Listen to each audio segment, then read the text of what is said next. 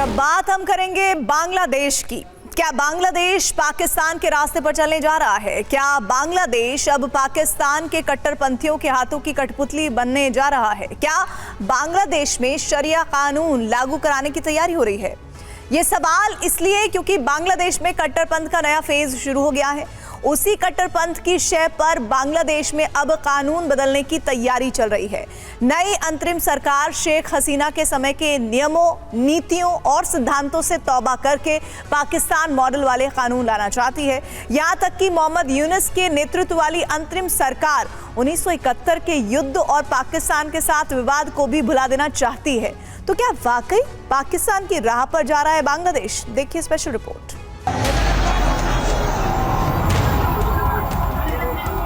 अगर आप सोच रहे हैं कि ये तस्वीरें पाकिस्तान की हैं, तो हम आपको पहले ही बता देते हैं कि ये वीडियो बांग्लादेश का है, जो अब पाकिस्तान बनने की राह पर चल पड़ा है। तस्वीरों में जिस युवक के साथ बर्बरता की जा रही है, वो युवक बांग्लादेश का एक हिंदू लड़का है। एक आम हिंदू युवक जिसे बांग्लादेश में कट्टरपंथियों की भीड़ ने बुरी तरह पीटा, और इस युवक को सरेआम मौत की सजा देने के लिए भीड़ खुद ही न्यायाधीश भी बन गई। दावा किया जा रहा है कि सोशल मीडिया पर वायरल ये वीडियो बांग्लादेश के खुलना जिले का है।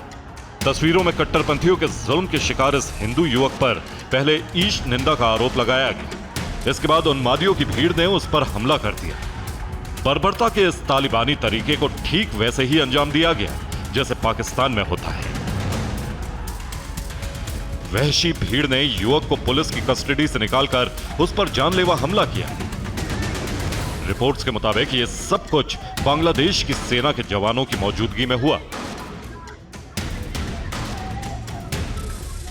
शेख हसीना के तख्ता पलट के बाद बांग्लादेश में कट्टरपंथ का नया फेज शुरू हो गया है। बांग्लादेश में नई सरकार के बनने के 1 महीने के अंदर ही ये देश पाकिस्तान बनने की राह पर चल पड़ा है। बांग्लादेश की सत्ता से शेख हसीना के बाहर होने के बाद लोगों को लगा था कि नई सरकार नए बांग्लादेश का निर्माण करेगी, लेकिन परिणाम ठीक इसके विपरीत आ रहे हैं। बांग्लादेश कट्टरपंथ की नई प्रयोगशाला बनता दिख रहा है। ठीक 1 महीने पहले बांग्लादेश से जो तस्वीरें आई थी, उसने बांग्लादेश का भविष्य तय कर दिया था।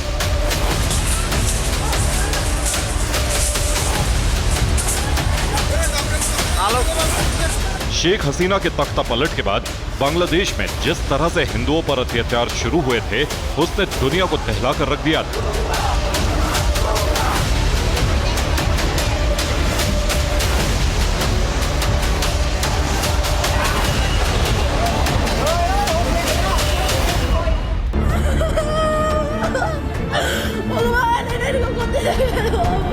बांग्लादेश में हिंदुओं पर बढ़ते अत्याचार को लेकर भारत के हिंदू समुदाय में काफी आक्रोश है।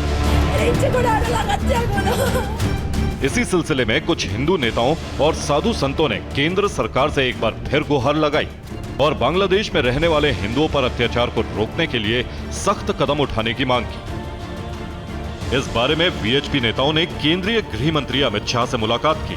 हिंदू नेताओं और साधु संतों ने गृह मंत्री को दिए ज्ञापन में कहा कि बांग्लादेशी हिंदुओं की रक्षा के लिए सरकार कदम उठाए, बांग्लादेश में हिंदुओं पर हमले रोके जाएं, बांग्लादेशी हिंदुओं का पलायन रोका जाए, बांग्लादेशी हिंदुओं को हर मानवीय सहायता दिलाई जाए। हिंदू संगठन के नेताओं के मुताबिक गृह मंत्री अमित शाह ने बंगाल में रहने वाले हिंदुओं की सुरक्षा और इस बारे में सभी संभव कदम उठाने का भरोसा भी दिलाया। माननीय गृह मंत्री जी से आज मिले।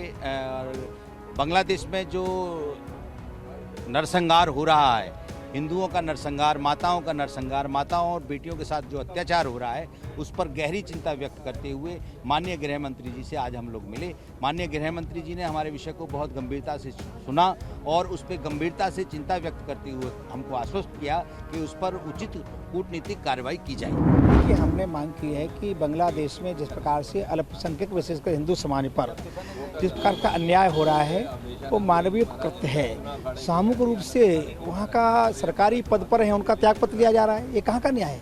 क्या हिंदुओं की बांग्लादेश के निर्माण में कोई भूमिका नहीं? उनके नागरिक हैं और प्रत्येक सरकार का कर्तव्य है कि अपने नागरिकों की रक्षा करे। तो हमने कहा है और गृह मंत्री जी ने हमारी बात सुनी है। उन्होंने कहा कि हम वहाँ के सरकार से टच में हैं और हिंदुओं के साथ जो अन्याय हुआ अब ऐसा नहीं होगा, ऐसा हम सरकार कदम उठा रही है। बांग्लादेश में जब से सत्ता से शेख हसीना हटी, हिंदुओं पर अत्याचार की सीरीज शुरू हो गई। बांग्लादेश में सत्ता परिवर्तन के बाद वहां हिंदुओं के उत्पीड़न की कई घटनाएं सामने आई हैं, जिसे लेकर भारत का हिंदू समुदाय और हिंदू संगठन अपना ऐतराज जताते रहे।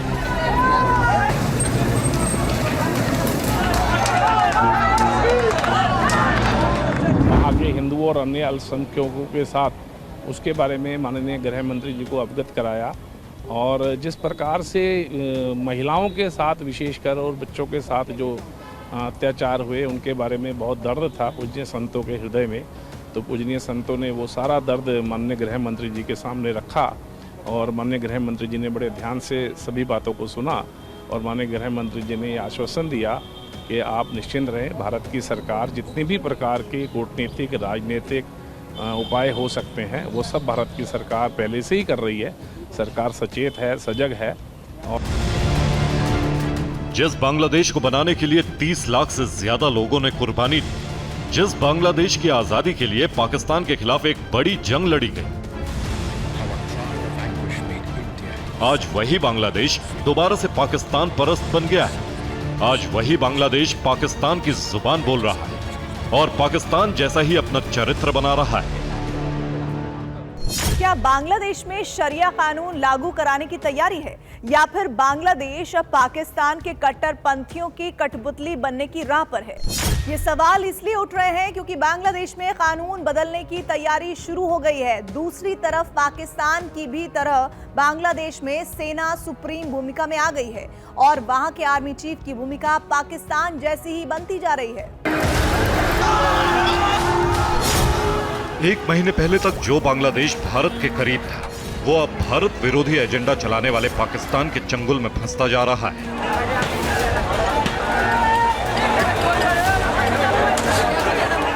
इसके प्रमाण है बांग्लादेश में कट्टरपंथ का बढ़ता बोलबाला और सेना की बढ़ती दखल। हालांकि बांग्लादेश में हिंदुओं पर अत्याचार को लेकर बांग्लादेश की अंतरिम सरकार के मुख्य सलाहकार मोहम्मद यूनुस ने इससे इनकार किया।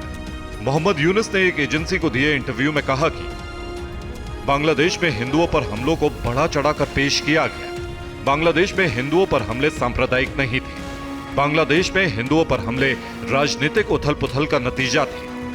ऐसी धारणा है कि ज्यादातर हिंदू शेख हसीना के समर्थक हैं। हसीना समर्थक होने से हिंदुओं को हमलों का सामना करना पड़ा। मोहम्मद यूनुस ने कहा कि तख्ता पलट के बाद भारत के साथ बांग्लादेश के संबंधों पर कोई फर्क नहीं पड़ेगा, और न ही शेख हसीना की सरकार जाने के बाद बांग्लादेश दूसरा अफगानिस्तान या पाकिस्तान बन जाएगा। बांग्लादेश की अंतरिम सरकार के प्रमुख बनने के तुरंत बाद पिछले महीने नई दिल्ली के साथ अपने पहले सीधे संपर्क में मोहम्मद यूनुस ने पीएम मोदी को भरोसा दिलाया था कि बांग्लादेश में हिंदुओं और दूसरे अल्पसंख्यक समुदायों की सुरक्षा को प्राथमिकता दी जाएगी। दरअसल पिछले महीने बांग्लादेश में अंतरिम सरकार बनने के बाद पीएम मोदी ने बांग्लादेश सरकार से हिंसा प्रभावित मुल्क में हिंदुओं और दूसरे अल्पसंख्यकों पर हुए अत्याचार को लेकर चिंता जताई थी। साथ ही बांग्लादेश की सरकार से अल्पसंख्यक समुदायों की सुरक्षा पर ध्यान देने को कहा था। हालांकि सच्चाई यह है कि नई सरकार बनने के बाद बांग्लादेश में जो हो रहा है वो बांग्लादेशियों के लिए भी चिंताजनक है। बांग्लादेश में कानून बदलने की तैयारी हो रही है। शेख हसीना की सरकार गिरने के बाद बांग्लादेश की अंतरिम सरकार अपनी नीतियों को बदलने में जुटी है। जाहिर है इसके पीछे बांग्लादेश की सत्ता पर हावी कट्टरपंथी ताकतें हैं। एक रिपोर्ट के मुताबिक बांग्लादेश सरकार जिन नीतियों को बदलना चाहती है उसमें पाकिस्तान के साथ संबंधों को मजबूत करने का प्रयास भी शामिल है। पाकिस्तान के साथ लंबे समय से बांग्लादेश के अच्छे रिश्ते नहीं थे। अंतरिम सरकार में सलाहकार नाहिद इस्लाम ने कहा कि उनका देश 1971 के विवाद को पाकिस्तान के साथ सुलझाना चाहता है। नाहिद इस्लाम मोहम्मद यूनुस के नेतृत्व वाली अंतरिम सरकार में सूचना और प्रसारण सलाहकार हैं।